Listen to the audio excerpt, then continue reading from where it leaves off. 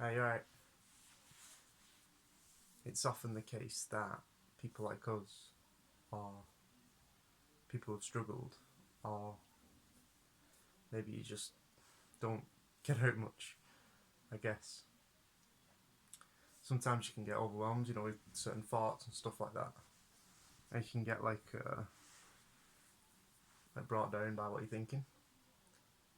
Maybe you feel lonely sometimes, maybe you don't know where you want to be in life, or your life doesn't feel like this is what you always wanted. Well, I think it's important to know that you're not alone in that. That it's alright to sort of not be in the position you want to be in, and that you can find peace in the situation you are in and a way to overcome it. There are ways to overcome it and stuff, which we'll go over eventually, but just for now, this series is going to be more like us actually just hanging out so you don't feel lonely, you don't feel crazy, you're not so lost in empty thoughts that you forget who you are. Sometimes you'll have days where you don't feel anything. Sorry, my phone's going off. Buzz. I'm in a group chat, so it's buzzing. But it's good just to feel like you're hanging out with someone. I don't know, chatting and that. Do you know what I mean? Yeah, you know what I mean.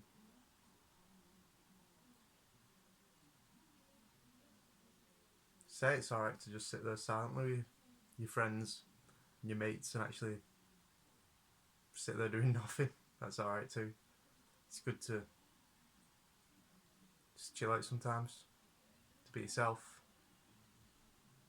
to not feel lonely all the time. Hopefully, through these videos and whatnot, we can actually connect and you can feel like you're not alone, you're not crazy, you're not suffering on your own, you're not the only one who's always been through it, and it's not just you, because it's not just you.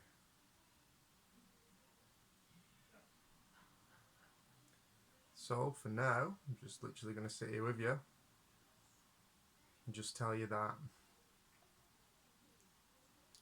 maybe I'll tell you a story about that. Story time. It's a story many people have heard that watch me and stuff, but I don't know, this is the beginning for you, so it's the beginning for me as well. So, a couple of years back, I had a house. I had a housemate there at the time, for a while. I had a job that didn't pay enough wage to cover the bills and food as well. Luckily I worked as like a chef, sort of baker, like a coffee shop. And I had to use the ingredients to feed myself because they didn't pay me enough. Even though I was working overtime, they wouldn't pay me for the overtime. So the way I thought about it was, well, easy trade. If I'm staying on, then I'm at least feeding myself. What I'd do every day, every single day, was I'd steal enough to eat, just enough to eat.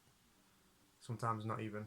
I'd finish work, I'd go to the pub where my friend worked, and he'd just buy me a drink, so I'd sit with him so he wasn't bored whilst working. He didn't realise about my food situation. He didn't realise that I started to need that drink. He just thought, oh, he's just coming in for a drink every day, it's nice, He wouldn't realise. Who would? Then I'd go home, and from having house parties where I pretend I'm fine, people would come round, we'd have drinks, pretend we're fine, go out, go crazy. All the other times when it wasn't a party, I had alcohol in, left from the parties. So, because I couldn't afford food, and my stomach had hurt, I used to drink until I couldn't feel my stomach hurting anymore, and until I passed out. And I lost a lot of weight. A lot of the drinking, I think, comes from I lost a partner. It was a few years before that, I guess, but I guess it stayed with me. I lost, well, I'd had no purpose. I'd been from McDonald's to McDonald's to dead-end job after dead-end job. Just no good. And I was in a band, which was really cool, but it wasn't really going anywhere, no matter how much I tried. And I even got pushy and angry with them because I was sort of blaming them for always being stuck in this position, when really it was my own fault. And eventually, oh, you can hear the TV downstairs. It's loud here. Eventually, I ended up getting more drunk, more reliant on the alcohol, addicted to the alcohol, dependent on the alcohol. I lost so much weight, as I was down to 8 stone, so that wasn't great, not a good time in life. Also, the alcohol does something bad to you as well, where I was trying to fill a void, the depression sort of void, the anger, the upset, the frustration, the fact that I couldn't feel anything. I was trying to fill it with anything. In such times, you know, I'd even like flirt with girls and do stuff for girls and not mean it. It's just, I was just existing, and I was trying to find anything that could fill that hole. Nothing was. So anyway, I started to become bitter and angry, as you might see a lot of people do when they get older, when lives haven't turned out the way they thought they would. They get really bitter and really, you know, angry at society. And I lost a few friends because of that as well. Fair enough, right? I was drinking all the time, angry all the time, no money, so I couldn't do anything. You know, wasn't really expecting, you know, women or anything like that. I was just, didn't care. And I thought I was the only one that obviously was going through these things where I couldn't feel anything, stuff like that. So what happened was, I ended up losing the house, obviously, although I'm in debt. And I had to sleep on my brother's floor, well, my dad's house, my brother's bedroom floor for 6 months, until I could find work and get myself on my feet and, you know, build myself up. But before, I mean, even sleeping on the floor wasn't that bad. It was a bit degrading, demoralising, not ideal. Definitely not ideal.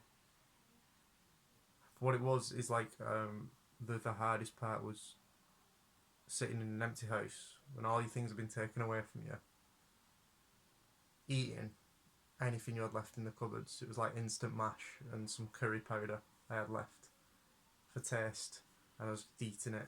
Just, you know, my house was empty, my front room was empty, and I was sat there, and I knew there was no gas, there was no heating, and I was just sat there freezing cold. So much debt, exhausted, hungry, tired, just real tired. And things like that, they can break you, and it did break me, but that's alright, because from that I started to develop myself. As I say in the book, the first thing I did is I used to go camping on my own in those days. And this camping is sort of what set me free at first, because I was getting away from everything. I was turning my phone off, turning all distractions off. I stopped blaming everyone else, and I'd just sit there and conceptualise my life, really put it into, where is it that potentially I've gone wrong? What is it that I could do to fix this situation? Why is it that I feel like I'm different than everyone else? Now, bear in mind, I never went to the doctors. I was sort of maybe too proud for that, I guess.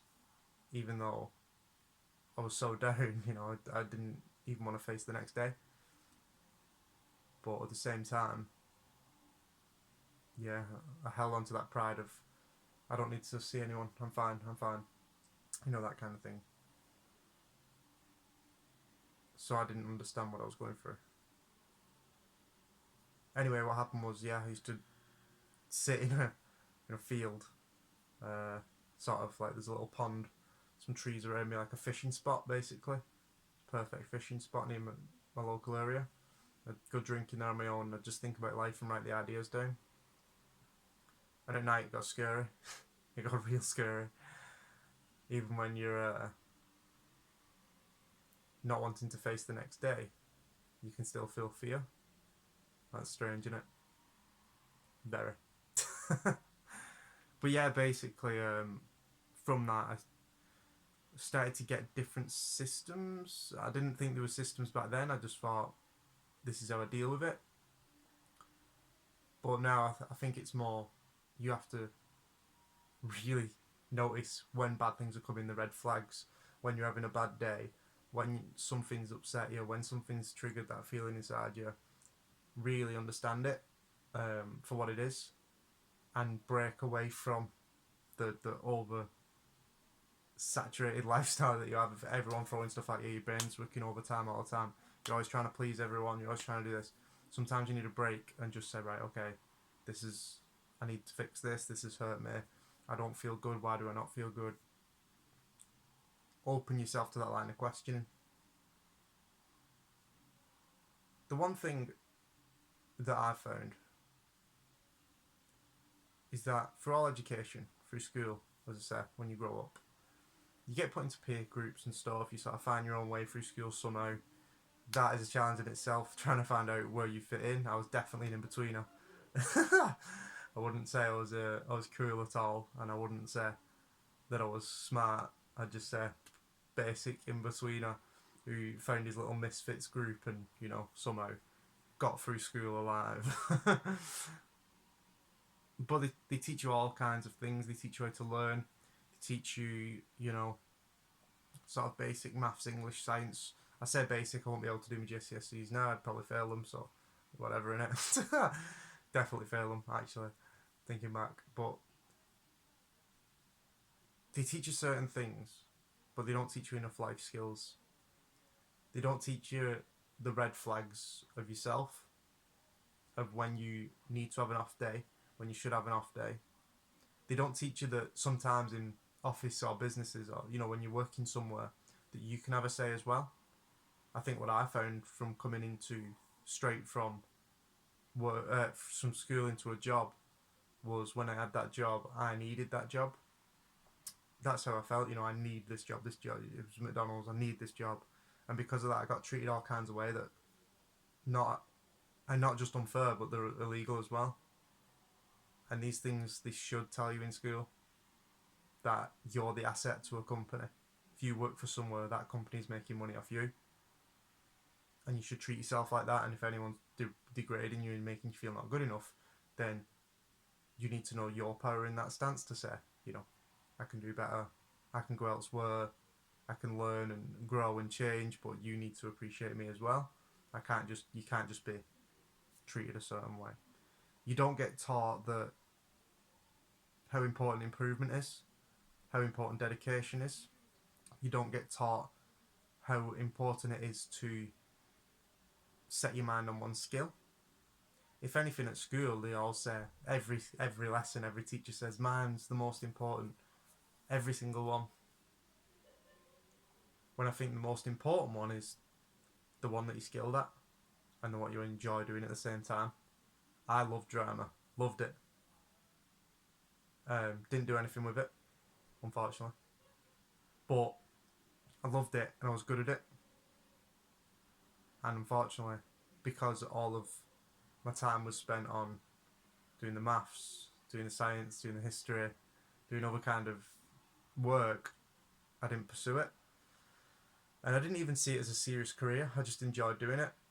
And now looking back, I think if I pursued it, and if I decided to pursue it right now, I think I could be a very good actor. I could learn disciplines, I could learn different styles, different stuff like that. Get the agent, do all that kind of thing. Which is still not off the cards, you know what I mean? But it's definitely something I would have put more energy into if I believed it could have been a career in school. Another thing that you don't get really shown is how to handle your emotions, how to deal with real life situations of debt, of finance, but some say that's on purpose. You don't get taught that because they want you to get in debt and blah blah blah, banks, blah blah, conspiracies. But the important things, mortgages, don't know how to handle them. But how to identify someone who's manipulative, I think that would be very effective in schools, to identify certain people that could be dangerous to you, to your welfare and your well-being and your family. To identify con artists that'd be very important as well, people who rip you off. But in general, I think, these are just chats, they're like private chats between us. So I'm just going all the way into the back burner of sort of how things fell into place for me. How I started off lost, literally lost. Sat on my own on an open lake at 25 with nothing left. Or maybe actually I think I was 20. I was probably 22, 23 when this really happened. And then 25 I lost my house again. And guess what? 29 I've lost my house again.